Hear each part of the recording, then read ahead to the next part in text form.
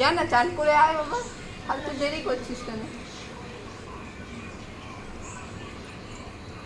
নমস্কার বন্ধুরা, আবার তোমাদের জন্য একদম নতুন একটা রেসিপি নিয়ে এসেছি। জানি না তোমরা খেয়েছো কি, আজকে দেখে বুঝতে পেরে কাঁকরোলের একটা রেসিপি। হ্যাঁ, কাঁকরোল কিন্তু অনেকেরই অপছন্দের জিনিস, কিন্তু আজকে যে রেসিপিটা এনেছি সেই রেসিপিটা করে দেখো। এর আগে কাঁকরোলের আরও রেসিপি আছে, কাঁকরোলের ভর্তাও আছে, কিন্তু সেটাও যেমন দুর্দান্ত, এইটাও সেই রকম কিন্তু দুর্দান্ত হয়েছে। রেসিপিটা অবশ্যই তোমাদের সাথে শেয়ার করব। চলো দেখে নিই। আজকে হচ্ছে কাঁকরোল রসুনের রেসিপি। কাঁকরোলের গাগুলোকে দেখতেই পাচ্ছ, ছুরি দিয়ে এইভাবে কাটা কাটা যেগুলো থাকে সেইগুলো একটু পরিষ্কার করে নিলাম, হালকা করে পরিষ্কার করে নিলেই হবে। জলে একটু ভিজিয়ে রেখেছিলাম। সবজি একটু ভিজিয়ে রেখে কাটলে খুব ভালো হয়, কারণ সবজির মধ্যে অনেক সময় পোকা লাগার জন্যে অনেক কেমিক্যাল বা ওষুধ, পোকা মারার ওষুধ, বিষ দেয়া হয়, তো সেই জন্যে একটু ভিজিয়ে রেখে রান্না করার চেষ্টা করবে, খুব ভালো হয়। তারপরে এই যে দুদিকটা কেটে নিয়েছি, কেটে নিয়ে আমি এগুলোকে কুড়ুনির সাহায্যে কুড়ে নেব। কাঁকরোলগুলোকে সুন্দরভাবে কুড়ে নেব।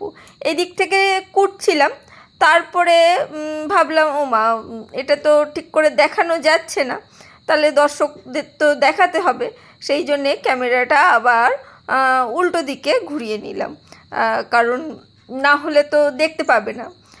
এইগুলো তো ভিডিও করার সময় আমাদের মাথায় রাখতে হয়, এতটাই পরিশ্রম করতে হয়। আমি জানি আমার বন্ধুরা বোঝে আমাদের কষ্টটা, আর ভালো লাগে, কষ্টটা বোঝাচ্ছে, রেসিপিগুলো নিশ্চয়ই ভালো লাগে, সেই জন্যেই তোমরা ভালোবাসা দিয়ে দেখো।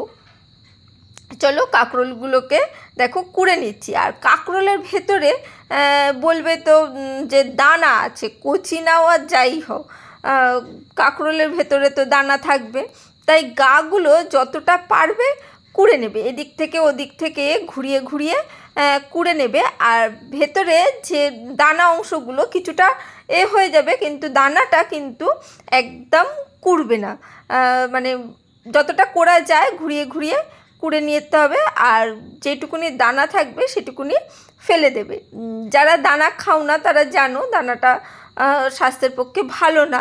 আর যারা দানা খাও তারা এই অংশগুলো রেখে দেবে, যে কোনো পাঁচমিশালি চচ্চড়িতে দিয়ে দিতে পারো, আর না হলে বাদবাকি এইটুকুনি ফেলে নেবে। আমরা কাঁকরোলের এই গায়ের সবুজ অংশটাই কিন্তু লাগবে, ভেতরে দানাগুলো আমরা নেবো না। দানাগুলো পড়লে না হলে মুখে না কিরকির করবে, ভালো লাগবে না, সেই জন্যে। আর এখানে আমি রসুন ছাড়িয়ে নিচ্ছি কয়েকটা, তোমাদের আন্দাজ অনুসারে রসুনটা ছাড়াবে, আর ঝাল অনুসারে কাঁচা লঙ্কা নেবো।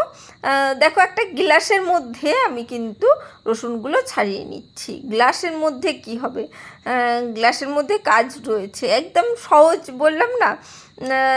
যদি মানে কুটতে অসুবিধা হয় এইটুকুনি ছাড়া আর কিছুটাই নেই, কুটতে অসুবিধা হয় না আমার মতে।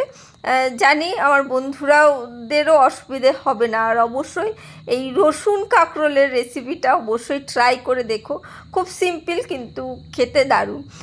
একটু লবণ দিয়ে দিলাম, লবণ দিয়ে এই বেলুন চাকির যে বেলুনটা থাকে, যেটা দিয়ে রুটি বেলি, সেটা দিয়ে আমি এই কাঁচা লঙ্কা রসুন থেতো করে নিচ্ছি। একটু লবণ দেওয়ার জন্যে খুব তাড়াতাড়ি ভালো করে একটু থেতো হয়ে যাবে, সেই জন্যে লবণটা দিয়েছি।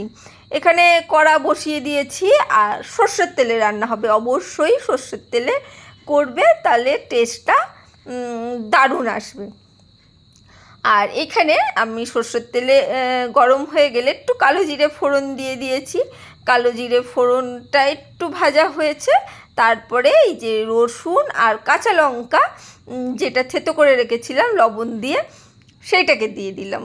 তোমরা যদি বলো যে এটা কি বেটে দিলে হবে, বেটে দিও না, একটু থেতো করে দেওয়ার চেষ্টা করবে, টেস্টটা বেটার আসবে। মানে বেটে দিলে সেই অতটা স্বাদটা আসবে না। হালকা হালকা রসুন লঙ্কাগুলো মুখে পড়লে কাঁকরোলের সাথে ভালো লাগবে।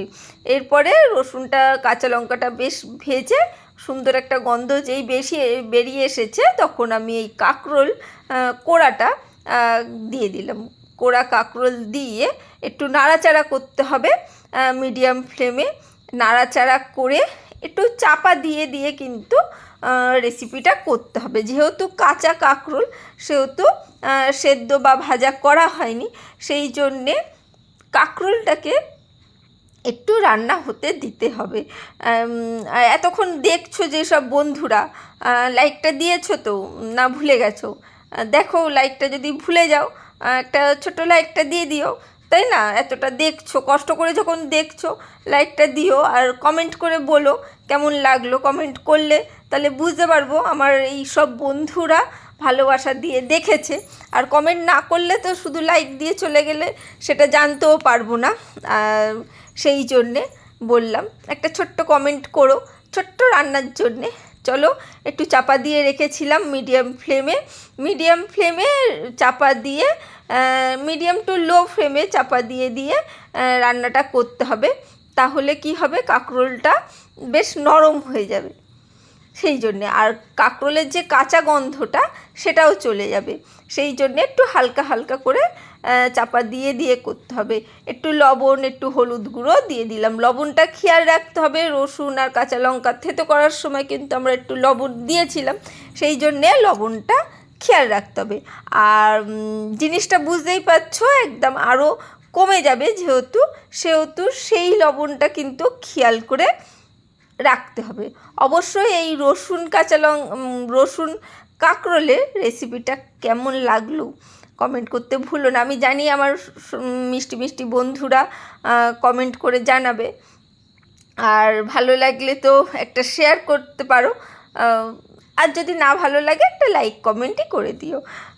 একটু সামান্য একটু চিনিও দেবো, একটু হালকা, একটু এইসব রান্নায় না একটু হালকা একটু মিষ্টি পড়লে ভালো লাগে, আর কিছুই না।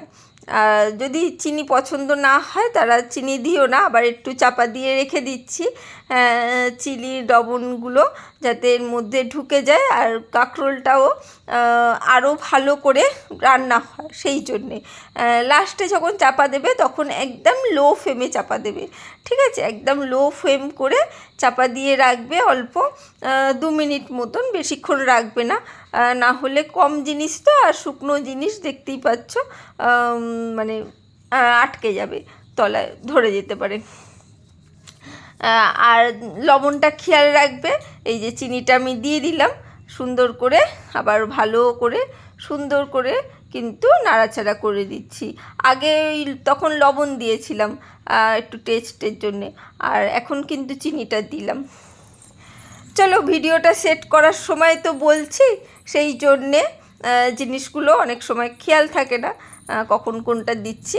আর লবণ চিনিটা তো যে সময় দিতে হয় সেই সময় দিতে হয়। আগে চিনিটা একটু লাস্টের দিকেই দিতে হয়, না হলে টেস্টটা আসে না, আর তাড়াতাড়ি লালও হয়ে যায়। সেই জন্যে চিনিটা কিন্তু লাস্টের দিকে দিতে হয়। আবারও কিছুটা চাপা দিয়ে আবারও কিন্তু রেখে দিয়েছিলাম একদম লো ফ্লেমে। একটু লো ফ্লেমে চাপা দিয়ে দিয়ে কিন্তু রান্নাটা হবে। চলো, আমার কিন্তু একদম রেডি হয়ে গেছে, একদম জল শুকিয়ে গেছে, টেস্ট করে নিয়েছি, দারুণ হয়েছে। এই যে একটা কাঁচা লঙ্কা দিয়ে সার্ভ করেছি, কি দারুণ দেখতে হয়েছে না? খেতেও অসাধারণ হয়েছে, অবশ্যই করো। চলো, আজকের জন্য টাটা, বাই বাই। আবার দেখা হবে অন্য কোনো দিন অন্য কোনো ভিডিওতে।